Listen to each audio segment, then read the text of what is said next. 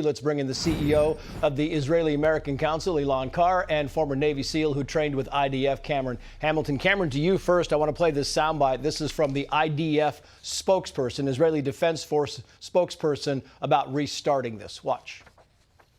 As soon as we will get the green light from the government of the State of Israel to continue operations, we will do so, because we understand that there is a direct link between ground operations and pressure on Hamas and their willingness to hand over the hostages.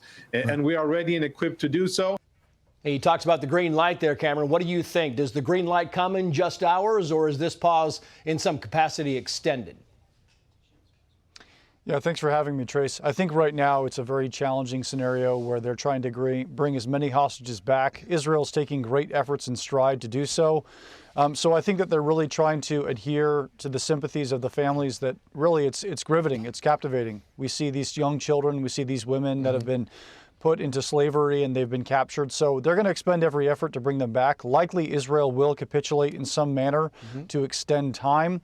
The real disadvantage that we run into with a scenario like this is that you only embolden and further legitimize actors like this. Yep, and we should also note that most of the hostages that are still being held are mostly men, young men. The Wall Street Journal, Elan, writes the following, quoting here: the U.S. push to have Israel fight a more targeted war signals a shift away from President Biden's full-throated support at the outset for the campaign to oust Hamas. I mean, it is clear this administration is pivoting, and the longer this ceasefire goes, the more they kind of back off of it. Yeah, and it's very, very troubling. First of all, for these hostage families, Trace, every day is October 7th. Right. It's still October 7th. And so Hamas is torturing these people every day. And yes, the fact of the matter is, you know, Israel is a humane country. They'll do everything in their power to win those men, women, and children back. But at the end of the day, Israel has a job to do, and that is eliminate the genocidal threats on its borders. That's Hamas, and that's other threats, too. It could easily go to Hezbollah, which is in a daily shooting war in the north of Israel. And so this is absolutely critical, and the United States cannot soften on this. If we do, we are undermining not only our ally Israel, but we are giving a gift to terrorist organizations around the world and helping Iran, and we cannot do that. Yeah, the New York Post writes the following: a 10-month-old Israeli boy, Nate Foy was talking about this, the youngest hostage captured by Hamas, and his family have been handed off to another Palestinian terror group. And their relatives are calling the move just more psychological torture and fear that the children are being held as a trophy. A lot of this, Cameron, is psychological warfare. Agreed? I absolutely would agree. I think that we're going to see more of it continue, especially now that we find that the business of terrorism is profitable. Again, they benefit from carnage and destruction, and they do so smiling, and they're willing to do it time and time again.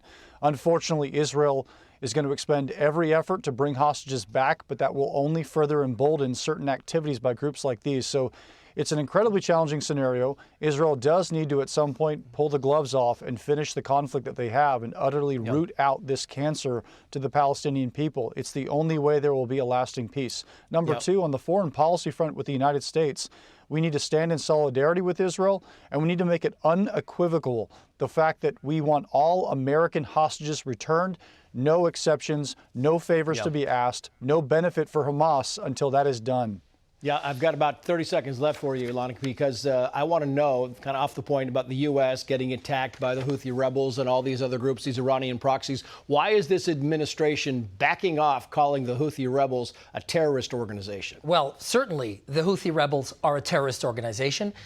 The Biden administration is now reevaluating that and is looking at redesignating them. But I think it's got to be backed off it today. They're like, well, it's a group. It's not it's a terrorist group. No, it's a group. Okay, go ahead. Well, that's right, and it's a mistake. And look, I think the bottom line is it's not just the Houthis. It's the Houthis. It's Hamas. It's Hezbollah. Right. This must lead to a fundamental reevaluation of our Iran policy, because at the end of the day, the Houthis and Hezbollah and even Hamas, they don't make decisions without Iran's blessing. That's the head of the snake, and we have to deal with the head of the snake. Elan Carr, Cameron Hamilton, gentlemen, thank you.